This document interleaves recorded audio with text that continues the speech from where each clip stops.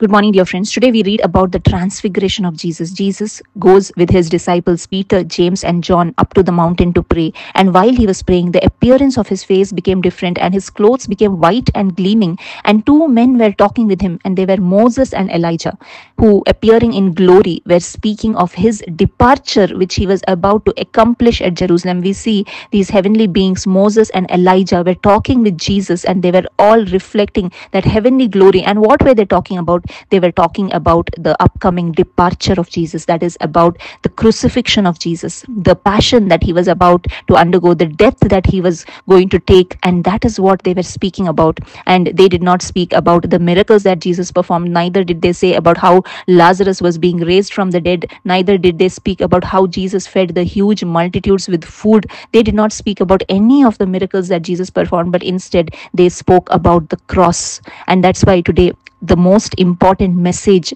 is that Jesus died for our sake, that he took my sins on the cross. And that's why we see even Paul says in the letter of the Corinthians, we preach Christ crucified, because the message of the cross is foolishness for those who are perishing, but to us who are being saved, it is the power of God. The passion, the death, and the resurrection is for us to be taken personally, so that we can receive salvation of our soul. And today, my dear friends, this message is not preached in many places, but instead of this, we speak about the miracles, the healings that we can receive, and all the worldly comforts that we can receive by following Jesus. But none of us want to follow the cross. None of us want to understand what Jesus has done on the cross. But if we understand, if we truly recognize that Jesus Christ came to this world for my sake, he shed his blood on the cross so that my sins could be forgiven. He gave his life on that cross. He suffered that various punishment on the cross. He took the beatings of those soldiers. He was crowned with thorns. He bore those nails on his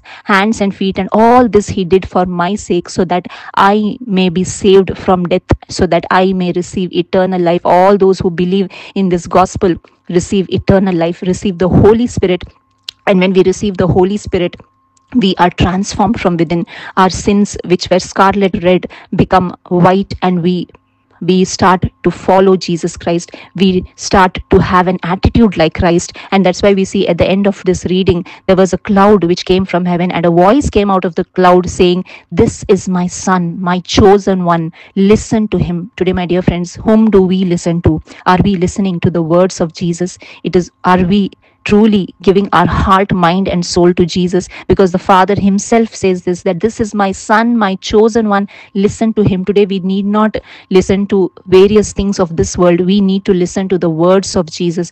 That's why it says, man does not live on bread alone, but by every word that comes from the mouth of God. The words of Jesus give us life. His words can transform the darkness. It can remove the darkness in our lives, and we can receive the true light that comes from Jesus. Our lives will be transformed. We become a new creation when we receive Jesus in our life.